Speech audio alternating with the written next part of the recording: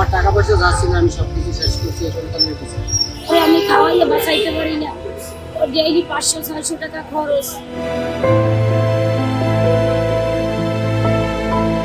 একজন মায়ের পৃথিবী জুড়ে থাকে শুধু একটি মুখ, তার সন্তানের মুখ।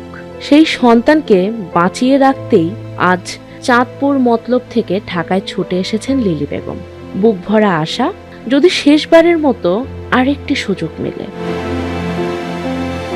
মায়ের কোলে যে সন্তানকে দেখছেন তার বয়স 19 বছর, কিন্তু বিরল এক হরমোনজনিত রোগ তার বেড়ে ওঠাকে থামিয়ে দিয়েছে অনেক আগেই। বয়স বাড়লেও শরীর আর মন রয়ে গেছে এক শিশুর মতো। নিজে বসতে পারে না, হাঁটতে পারে না, নিজের কোনো কাজও করতে পারে না। বসিয়ে দিলে বসে থাকে, শুইয়ে দিলে শুইয়েই থাকে। দিনের বেশিরভাগ সময় কাটে মায়ের কোলে। সন্তানের কাছ থেকে এক মুহূর্তের জন্য দূরে যেতে পারেন না লিলি বেগম। বছরের পর বছর চিকিৎসা করিয়েছেন, শেষ সম্বলটুকুও ব্যয় করেছেন সন্তানের জন্য।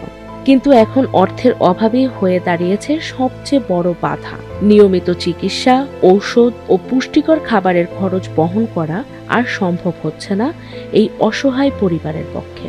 ছেলে প্রতিবন্ধী, মাইও একটা প্রতিবন্ধী, বড় মেয়ে ভালো। ছোটখাটো ব্যবসা বাণিজ্য আগে ছিল, এই বাচ্চার প্রতিবন্ধী হওয়ার কারণে শিশু হাসপাতালে ভর্তি করাইছি, সিমেক্সে করাইছি, পপুলায় করাইছি, বাদামে করাইছি, পিজিতে দিয়েছিলাম। মানে অনেক হাসপাতালের ব্যবস্থা করছি, করতে করতে মনে হয় আমার 5-4 লাখ টাকার মতন গেছে। যাওয়ার পরে দেখি আর পরিবর্তন হইতেছে। পরে ডাক্তারের কাছে জিজ্ঞাসলাম এখন কি করবো, এখন আরো বেশি টাকা লাগবে। আমি কিছু ভাই আমার পক্ষে তো আর সম্ভব না, আমার টাকা পয়সা যা ছিল আমি সবকিছু শেষ করছি এই সন্তানের পিছনে। ছেলের বয়স 19 বছর, দেখতে দেওয়া যায় 1 বছরের বাচ্চা। বাচ্চাদের সাথে বসে সবাইলে শুয়ে থাকে, বসাইলে বসে থাকে, মানে ভালো মন্দ ছাড়া কোনো খায় না। পোলাও, মুরগি, গরুর মাংস, আবার পোল্ট্রি ফার্মের মুরগি খায় না, লেয়ার এই সমস্ত মুরগি খায়, কক মুরগি এগুলো খায় না। তবুও থেমে যাননি এই মা। প্রতিদিন নতুন করে স্বপ্ন দেখেন, হয়তো একদিন তার সন্তান একটু ভালো থাকবে, হয়তো একদিন তাকে আর এতটা কষ্ট পেতে হবে না। কান্না ভেজা কণ্ঠে লিপি বেগমের একটাই আবেদন, আমার সন্তানটা শুধু বেঁচে থাকুক। তিনি সরকারের কাছে মানবিক সহায়তা চেয়েছেন, একই সঙ্গে সমাজের বিত্তবান ব্যক্তি, দাতব্য প্রতিষ্ঠান এবং হৃদয়বান মানুষের কাছেও সাহায্যের আবেদন জানিয়েছেন। মনে হয় 1 বছরের বাচ্চা, আর সবসময় করে নিয়ে থাকতে হবে। যদি সাহায্য সহযোগিতা দিতে, আর যদি করে খাওয়াইলে বাঁচাইতে, আমি খাওয়াইলে বাঁচাইতে পারি না, ওর ডেইলি 500-600 টাকা খরচ। সে পোলাও ভাত খায়, মাংস খায়, চিকেন ভাত খায়, এটি ছাড়া খায় না।